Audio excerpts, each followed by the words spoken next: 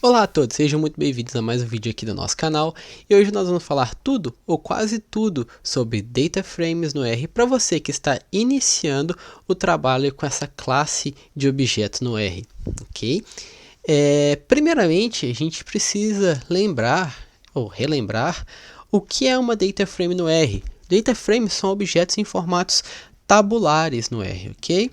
E o que é um formato tabular? Um formato tabular vai ser um formato em duas dimensões. Essas duas dimensões sendo representadas pelas linhas e colunas das nossas data frames. E como dito em vídeos anteriores aqui do nosso canal, essas linhas e colunas vão ser compostas por vetores, ou seja, uma data frame contém vetores entrelaçados. E isso vai ser muito interessante para nós para conseguir acessar as informações na nossa data frame. Além disso, existe uma outra informação muito interessante sobre as data frames, que é a de que as data frames são objetos que permitem o armazenamento de informação num formato heterogêneo, ok? E o que significa esse formato heterogêneo? Significa que a gente pode ter colunas com diferentes classes de informações, ok? A gente pode ter colunas com classes numéricas, fatoriais, de caractere e assim por diante, seguindo todas as possibilidades de classes de elementos no R, como a gente discutiu, por exemplo, no R Dicas 2. E como a gente cria data frames no R? A gente pode criar data frames no R através de diferentes formas, seja por output de comandos, de funções de alguns pacotes ou das nossas análises, seja através da importação de formatos tabulares que estão armazenados no nosso computador, sejam formatos TXT, CSV, XLS, etc. Ou até mesmo através de criação direta por meio de funções do R, que permite a criação de data frames, ok? Ou até mesmo por meio da importação de data frames já depositadas em base de dados de alguns pacotes, como a gente também vai ver aqui no vídeo de hoje, ok? Quanto à parte de importação de data frames a partir do nosso computador, isso não vai ser abordado no vídeo de hoje, pois nós teremos um vídeo especificamente sobre esse tópico, ok? Então vamos começar a partir da criação de data frames utilizando uma função muito importante do R, que permite a nós exatamente criar essa classe de objetos. E essa função é a função data.frame. E como ela funciona? Essa função ela permite a nós, dentre outros argumentos possíveis, informar as colunas com as quais a gente quer compor a nossa data frame. A gente poderia, por exemplo, criar uma data frame com os objetos nomes, idade e sexo. Nós poderíamos criar esses objetos de maneira independente fora dessa função. Mas, por exemplo, para poupar linhas de código, a gente pode criar isso de maneira direta. Por exemplo, vamos criar aqui nomes e criar um vetor com Pablo, César e Isabela, ok? E criar também um vetor com as idades, 28, 27 e 25. E um vetor com sexo, masculino, feminino e masculino. Perfeito? Só lembrando, se eu isolar essas linhas aqui esse pedaço dessa linha no RStudio e executar esse pedaço de código, o RStudio me permite visualizar o output somente desse pedacinho de código. Então, ou seja, eu estou criando um vetor com Pablo, César e Isabela, e o mesmo ocorre para os demais vetores que eu estou criando, ok? Então vamos executar data.frame, mas nós vamos salvar isso dentro de um objeto chamado tabela1, ok? E esse objeto tabela1 agora vem aqui para o nosso environment e me mostra que eu tenho 3 observações e 3 variáveis. Então vamos executar tabela 1, copiando aqui agora, colando, e com o command return no Mac ou Ctrl Enter no Windows e no Linux, a gente consegue acessar o conteúdo desse objeto. Então eu tenho a coluna nome, idade, sexo, com 3 linhas. Perfeito? Isso a gente fez através de uma inspeção visual, ok? Porém, existem outras formas de a gente acessar as dimensões dessa tabela. Talvez o modo mais direto seria através da função dim, onde eu consigo adicionar a data frame criada. Ela vai me dar um output composto de 2 elementos, o número de linhas à esquerda e o número de colunas à minha direita. Okay? Nesse caso eu tenho 3 linhas e 3 colunas. De maneira muito similar, eu também posso acessar o número de linhas diretamente através da função anyRow e o número de colunas através da função anyCol. Número de linhas, número de colunas. Tabela 1, anyRow vai me dar o output igual a 3, anyCol, tabela 1, vai me dar o output também igual a 3, já que eu tenho 3 linhas e 3 colunas, ok? Então isso aqui sempre vai ser interessante para a gente poderia, por exemplo, utilizar essa informação para acessar para filtrar uma tabela, por exemplo, da primeira linha até uma posição específica que a gente determina, ou de uma posição específica até a última linha ou coluna dessa tabela. Caso você não saiba o número de linhas ou o número de colunas, você pode utilizar essa função para extrair, ok? Essa informação. Então, a gente mostrou como cria uma tabela no R utilizando a função DataFrame, só que essa tabela é uma tabela muito simples. E agora a gente vai utilizar uma função interessante no R, que é a função Data, que te permite acessar conjuntos de informações e de tabelas ou de bases de dados que estão disponíveis e se tornam disponíveis por pacotes no R. E a gente vai utilizar um conjunto de dados chamado mtcars, que é disponível através do pacote datasets.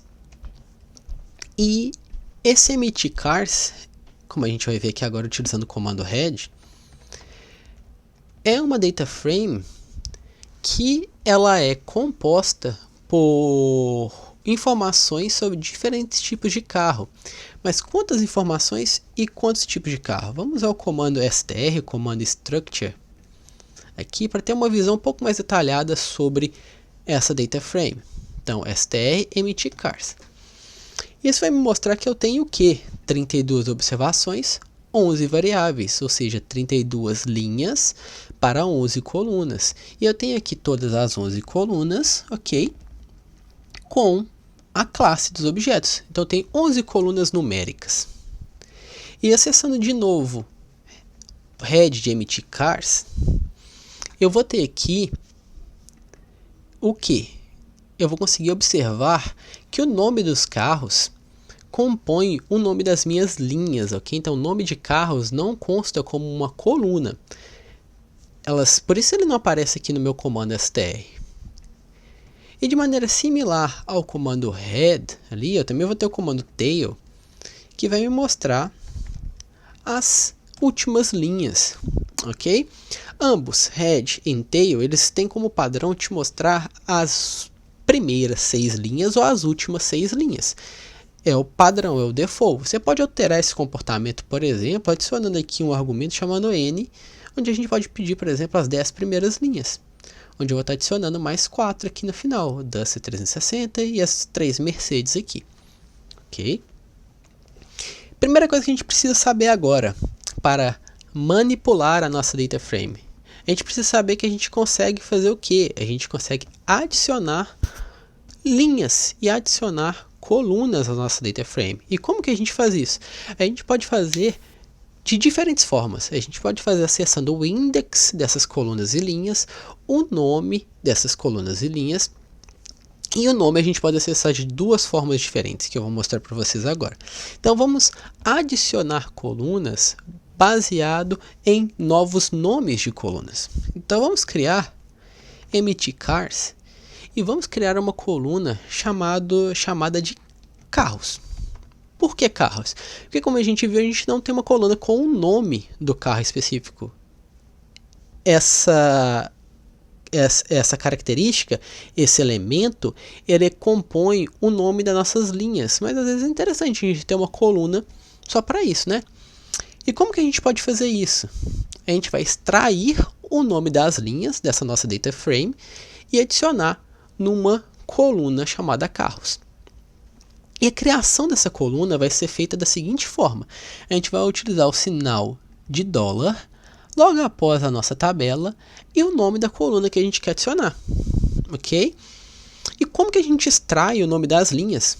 Utilizando uma função muito interessante, chamada de row names. Nome das linhas. Então a gente vai extrair o nome das linhas de mtcars. Só lembrando, se eu isolar esse comando, se eu selecionar ele e mandar executar a linha, eu consigo ver o output desse comando. Então, ou seja, eu tenho o nome dos 32 carros. Eu estou inserindo isso agora numa coluna chamada carros. Perfeito? Se eu conferir agora as dimensões de mtcars, eu vou ter 32 e 12, não mais 32 e 11. Por quê? Conferindo agora o head, eu tenho uma nova coluna chamada carros. Perfeito? O que eu poderia fazer? Como que eu poderia adicionar um novo nome de coluna?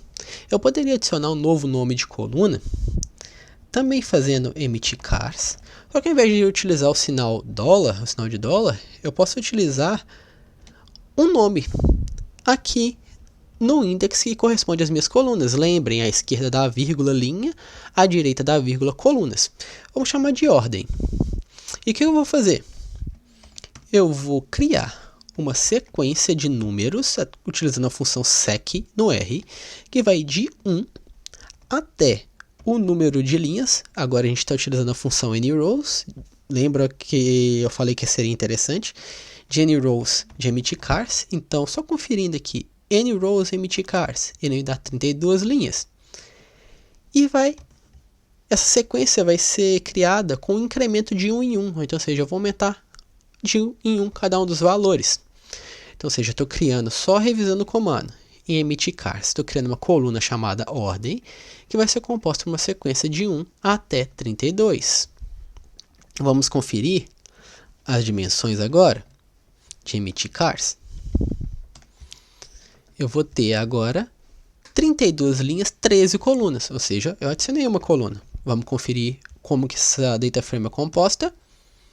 Tenho aqui, prestem atenção, as 12 colunas anteriores de carros e a coluna ordem. Aqui, por questão de espaço, ela não plotou do ladinho, mas eu vou plotar de novo, vocês vão ver agora. Tem essa coluna ordem, que vai de 1, 2, 3, 4, 5, 6, até seu detail 32, para o último carro. Ok? Eu falei também que a gente pode filtrar, remover e adicionar colunas através dos índices, ok? Então vamos fazer filtragem por índice. E como isso funciona? Vamos supor que eu quero eliminar as 10 primeiras linhas da minha tabela mtcars. Então vamos criar aqui um mtcars 2, onde eu vou colocar mtcars e, lembrando, divisão para linhas e colunas. Eu quero eliminar as 10 primeiras linhas, ok? Ou seja, eu quero manter da linha 11 até a última linha dessa tabela, até anyRows de mtcars. Vamos checar as dimensões. Eu estou eliminando 10, eu tinha 32, eu deveria ter 22 aqui agora. Quantas eu vou ter? 22, ok? Só que vocês viram aqui agora que eu fiz de uma forma talvez não tão intuitiva. Eu escolhi da linha 11 até a última linha. Mas eu poderia fazer a mesma filtragem de que forma? mtcars, removendo, excluindo as linhas 1 a 10, ok? E como que eu faço para excluir? Eu utilizo o operador negativo, menos aqui. Porém, eu preciso informar essa minha sequência dentro da função combine. Então, eu preciso pedir para remover de 1 a 10 e manter todas as colunas. Lembrem, se eu não informo nada após a vírgula, eu estou pedindo para manter todas as colunas. Então vamos criar essa emittcars 3. Dimensão de emittcars 3, 22 e 13. Perfeito. Vamos supor também agora que eu queria remover as 5 primeiras linhas. Como que eu faria? As 5 primeiras colunas. Removendo as 5 primeiras colunas. Como eu faria? Sinal de negativo de 1 a 5. Ou seja, eu espero um output onde eu vou ter 22 linhas e 8 colunas. Exatamente, 22 linhas e 8 colunas. Ou seja, eu posso utilizar esse sinalzinho aqui para excluir. No momento que eu não coloco nenhum sinal de negativo, eu estou selecionando. Quando eu coloco o sinal de negativo, eu estou excluindo aquele índice, ok? E isso permite a nós entender um pouco melhor um outro tipo de filtragem que é extremamente interessante quando a gente está trabalhando com data frames. Inclusive é o objetivo maior de muitas pessoas, que é o quê? Fazer filtragem em uma tabela. Entender, por exemplo, quais variáveis são mantidas ou removidas aplicando um filtro sobre uma variável do nosso conjunto de dados. Então vamos usar emittcars aqui como exemplo e vamos fazer uma filtragem aqui, criando uma nova data frame, emittcars 4, onde a gente vai filtrar por limites, ok? Por um limite que a gente vai colocar nos valores de uma variável. E como a gente pode fazer isso? Existe uma função muito interessante no R, que é a função which, que seria a função qual. Vamos chamar de qual. A função which, ela vai te permitir checar quais as posições do seu vetor elas correspondem a um filtro que você aplicar. Então, por exemplo, vamos olhar aqui a coluna cilindros, ok? Vamos filtrar de emittcars somente aquelas onde a gente possui mais do que 4 cilindros, ok? Primeiramente, eu vou mostrar para vocês, vou lembrar como é o conjunto de emittcars, como que é as 6 primeiras linhas de emittcars. Então a gente consegue ver aqui que o Datsun 710 ele tem 4 cilindros, ok? E a gente quer filtrar aquelas que tem mais do que 4, que a gente quer manter somente as com mais do que 4. Porém, eu também gostaria de mostrar anteriormente a essa filtragem qual é o comportamento da função which. Vamos usar a função which, o que eu tenho. Eu tenho aqui as posições, ok? De 1 até 31 no caso aqui, porque se a gente conferir 1, 2, 3, 3 não está contido. Por que 3 não está contido? Porque Datsun 710 tem só 4 cilindros, ele não tem mais do que 4, então essa posição não entra na minha filtragem. Se eu mostrasse para vocês como funciona, por exemplo, essa filtragem sem o which, vocês vão ver que eu tenho um vetor lógico de true e false. O que o which faz é pegar as posições que são igual a true e converter para número para mim. Então, ou seja, eu consigo fazer uma filtragem direta da minha tabela, ok? Então, eu estou mantendo só aquelas com 4 cilindros ou mais, ok? Todas as colunas, lembrando, todas as colunas aqui. Então, eu acabei de filtrar e criei emittcars 4. Vamos checar a dimensão de emittcars 4. Eu tenho 21 linhas e 13 colunas, ou seja, existiam 11 carros que tinham menos do que 4 cilindros, ok? Aqui eu estou fazendo o quê? Eu estou mantendo só aqueles com mais. Se eu quisesse remover aqueles com mais, de maneira muito similar e muito simples, eu poderia fazer isso só adicionando o negativo, igual eu fiz anteriormente. Ou seja, aqui eu estou removendo todos os carros com mais do que 4 cilindros. Se eu estou fazendo a operação oposta, e quantos carros eu esperaria observar aqui?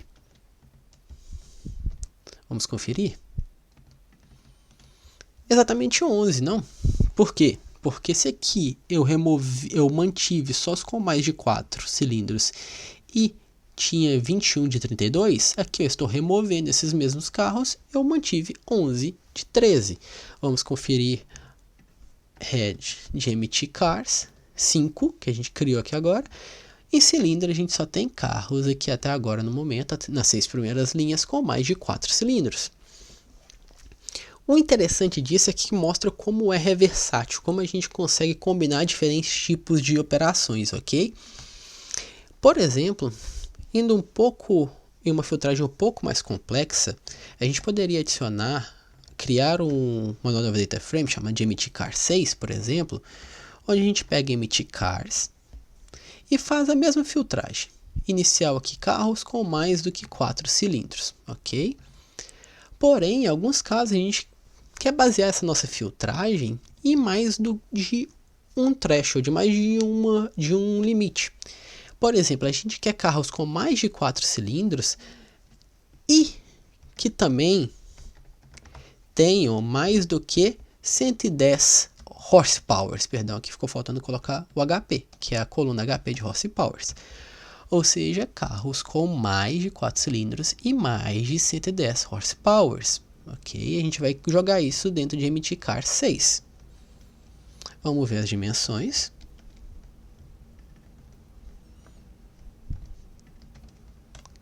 (17 de 13). E como isso foi possível? Isso foi possível simplesmente pela adição desse caractere comercial aqui, que vai permitir que a gente faça a gente combine dois tipos de perguntas, vamos chamar assim. Então a gente falou que a gente estava usando a função which, que me falaria quais são as posições de MT Cars que os cilindros são maiores do que 4.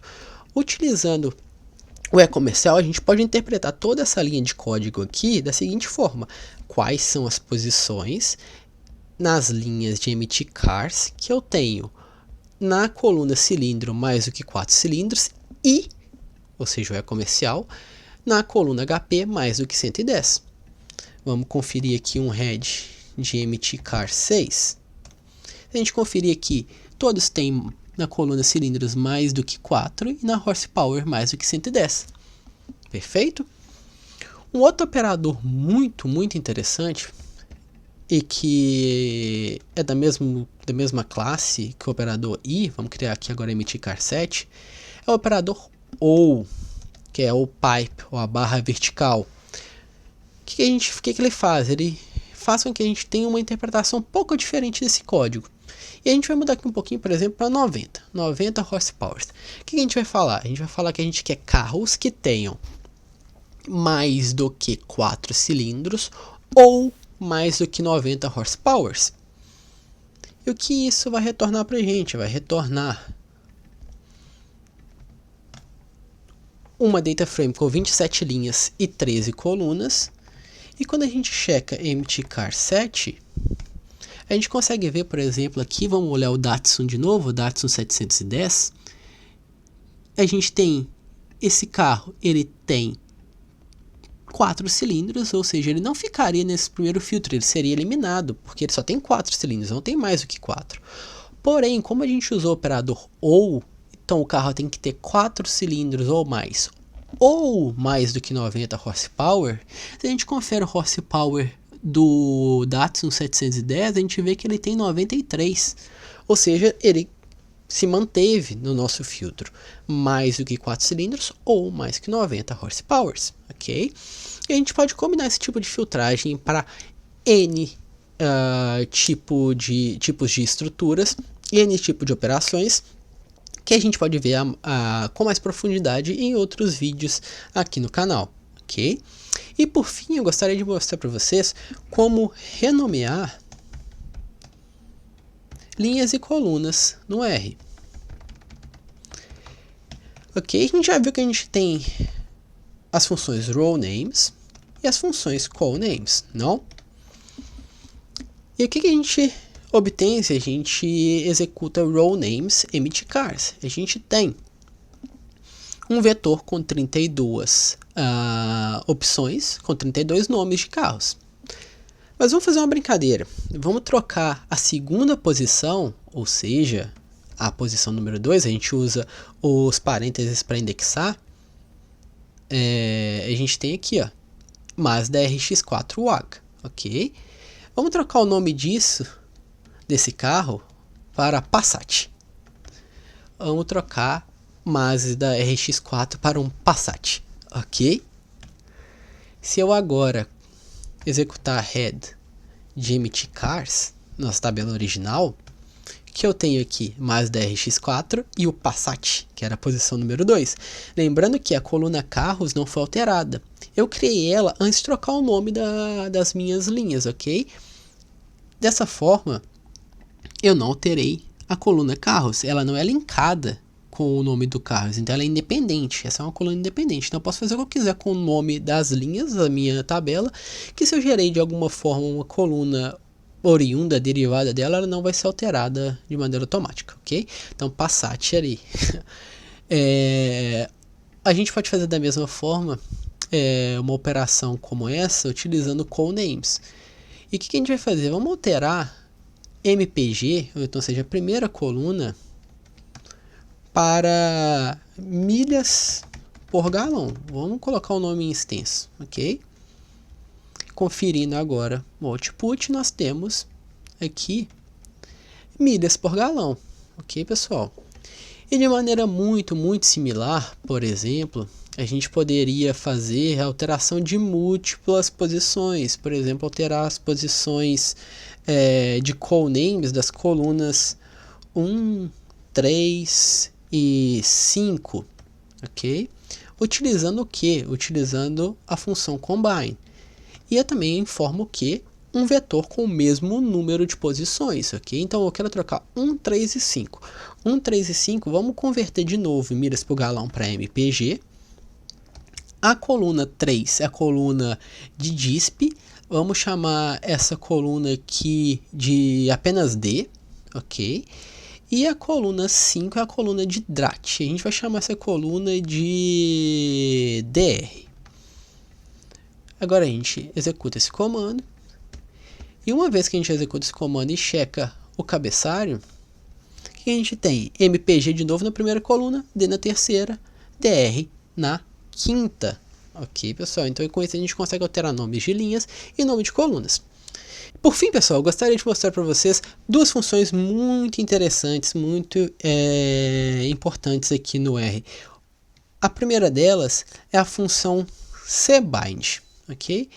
Vamos fazer merge de linhas e colunas. A primeira delas é a função, então, como eu havia dito, a função cbind. O que a função cbind faz? Ela combina colunas. Ela vai combinar colunas de diferentes data frames. Então vamos colocar aqui, ó, mtcars cbind. O que a gente vai fazer? A gente vai simplesmente duplicar cbind, ok? A gente vai duplicar mtcars. Então eu vou colocar mtcars e combinar ela com mtcars. Botei mtcars duas vezes. Aqui ficou errado. Agora sim, mtcars. Vamos combinar as duas. Vamos ver as dimensões agora. 32 por 26. Lembra que inicialmente mtcars tem 32 por 13. Vamos conferir o head de mtcars. Eu tenho exatamente, começando por milhas por galão, as duas colunas, todas as colunas de mtcars duplicadas. Então tem essas tabelas duas vezes, ok? E isso é muito interessante para, por exemplo, adicionar informações filtradas de outras tabelas numa tabela que você queira utilizar, por exemplo, como output de uma função. Mas é importante a gente lembrar de alguns detalhes. Caso a gente não queira embaralhar, perder informação, por exemplo, a gente tem que manter a mesma ordem das duas tabelas, porque se a gente está fundindo duas tabelas baseadas, por exemplo, em informação do Mazda RX-4, na minha segunda tabela, Mazda RX-4 não pode estar lá na linha 10, tem que estar na mesma linha que eu tenho na minha primeira tabela. Existem funções para fazer merge utilizando indexes e assim ser independente de posição, mas a gente não vai falar no vídeo de hoje, ok? E além disso, cbind requer da gente que a gente faça o merge de duas tabelas com o mesmo número de linhas. Ou seja, eu estou fundindo a emit_cars que tem 32 linhas com a emit_cars que tem 32 linhas. Então eu preciso do mesmo número de linhas. De maneira muito semelhante, a gente tem a função rbind. E a função rbind, ela faz o que? Ela funde por linhas. Então ela vai colocar uma tabela embaixo da outra praticamente. Cbind, uma tabela do lado da outra. Rbind, uma tabela embaixo da outra. Então vamos colocar aqui emit_cars, ok, rbind. Vamos criar essa tabela. E a gente vai fazer da mesma forma. A gente vai fundir emit_cars com emit_cars. Vamos ver as dimensões de emit_cars. 64 por 13. Como a gente tinha visto anteriormente, emit_cars tem 32 linhas. Eu simplesmente coloquei uma tabela embaixo da outra. Lembrando os pré-requisitos agora para rbind, assim como para cbind precisava ter o mesmo número de colunas, para para cbind, perdão, precisava ter o mesmo número de linhas, para rbind eu precisava ter o mesmo número de colunas. Por quê? É meio que óbvio se a gente pensar. A gente quer colocar uma tabela embaixo da outra. Se a primeira tabela ou a segunda tabela tiver mais ou menos linhas, não vai ser possível encaixar perfeitamente. E se a gente quer também manter consistência entre os dados, a gente precisa ter a mesma ordem de colunas, ok, pessoal? Lembrem disso. Então, pessoal, esse foi o vídeo de hoje. Eu espero que vocês tenham gostado. Não se esqueçam de deixar o like aqui no vídeo, de deixar um comentário com o feedback sobre o vídeo de hoje, deixar, por favor, sugestões para tópicos de novos vídeos, e caso vocês tenham lembrado de algo que eu tenha esquecido aqui no vídeo, deixe nos comentários, a gente pode fazer uma parte 2 desse vídeo. Esse foi um resumão, uma visão geral de funções básicas de introdução a data frames no R. Então a gente pode ter mais vídeos também sobre tópicos mais específicos, mais avançados. Agradeço bastante pela atenção de vocês. Nos vemos no próximo vídeo e tchau!